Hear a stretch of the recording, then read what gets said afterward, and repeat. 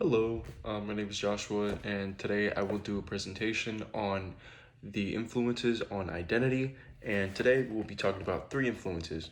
So we have the Maslow's hierarchy of needs, reflected appraisal, and different types of communication. So the competence of communication. So I actually wanted to start off with a question, and that is, can someone's identity be altered or shaped heavily based off of the basic things that they require or don't require?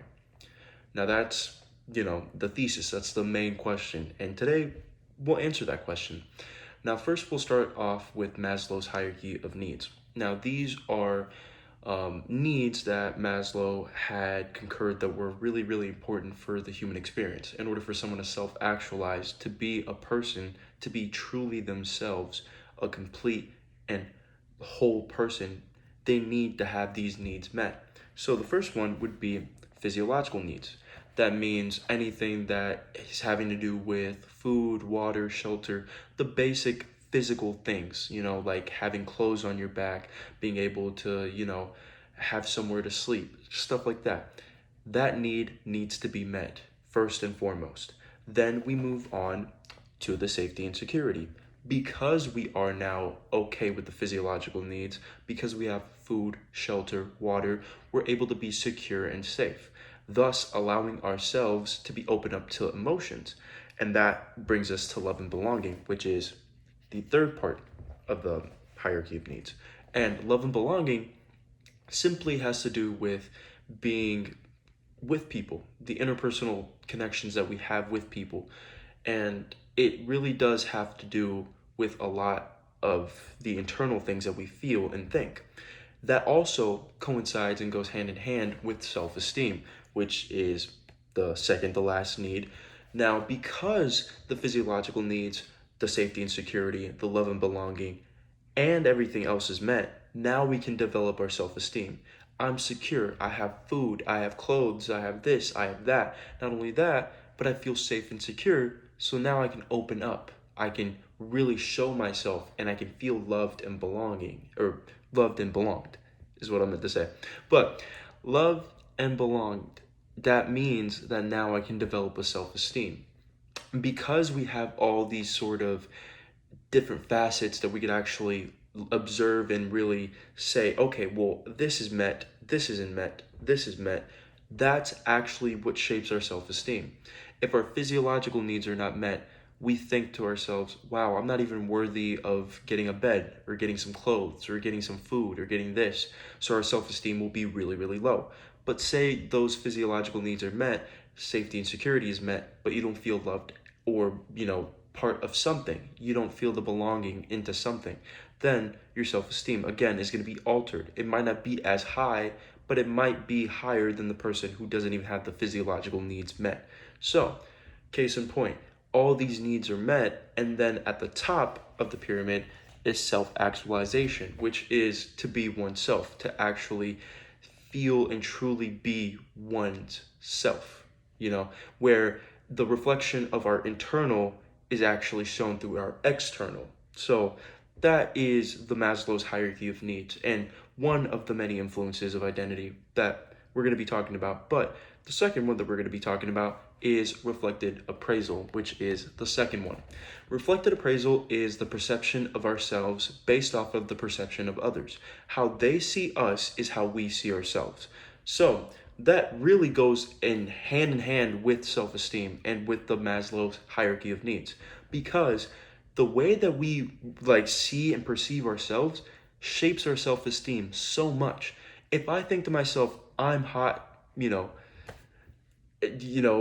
S word over here, but I don't want to cuss in a actual speech. But if I think I'm hot stuff, I'm going to think highly of myself. Therefore, my self-esteem might be higher than those who don't think highly of themselves.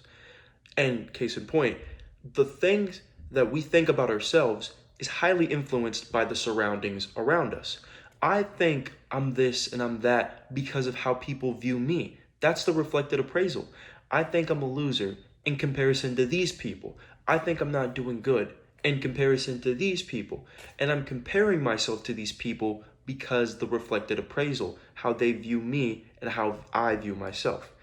Because they have a preconceived notion of me and they have some judgment, I now have that sort of judgment in my mind, and then it becomes my judgment.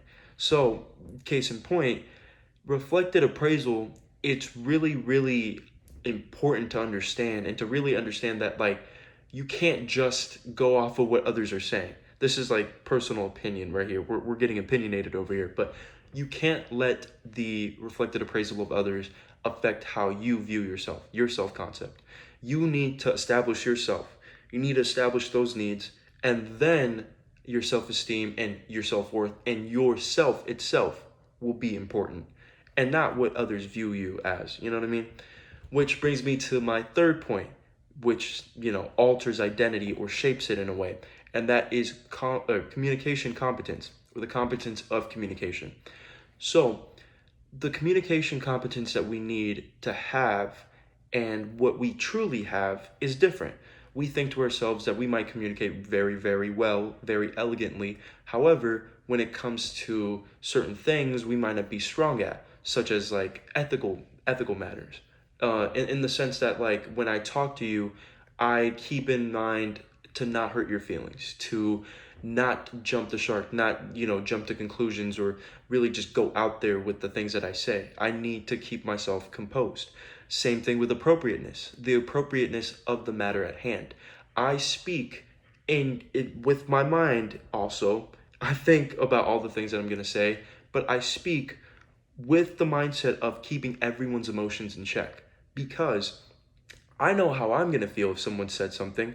Mentally, that's what I'm thinking. So verbally, I want to, express that I am aware. I am not going to jump over what you're saying, or, talk over what your point is. I'm going to give you the satisfaction of talking to me and not doing something like that. I think the competence in communication is a reflection of who we are internally, meaning that, like, how we view ourselves, our self-esteem, the love and security, back to Maslow's hierarchy of needs.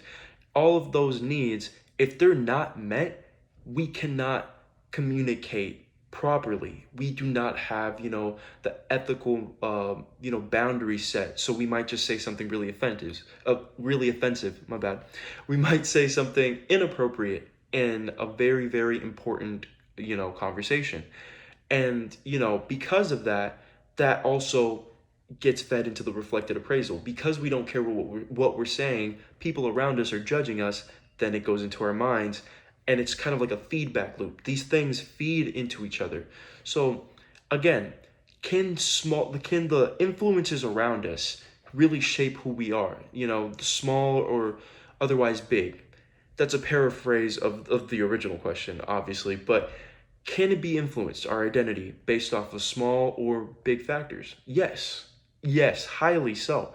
Even if the smallest need within the hierarchy of needs is not met, our whole perception of ourselves and even our identity, like fundamentally who we are, can be shaped and just warped. So it really is important to remember the influences around you. They're not going to be everlasting. You're always going to find new stimuli. You're always going to find new things to kind of pick up and be like, that's my personality. That's me. But remember who you are. You got to develop that. Don't look around for others. Don't look around for influences. Look in yourself. Be introspective. I am flawed. I am this. I am that. But in spite of all this, I'm hardworking. I'm this. Give yourself qualities that you can base your self-esteem on, and don't, base just your self-esteem only on those qualities, but base your self-esteem on those qualities, everything you accomplish, and everything else, including these three influences, of course. But that's just my spiel. Just wanted to say that, and thank you for listening.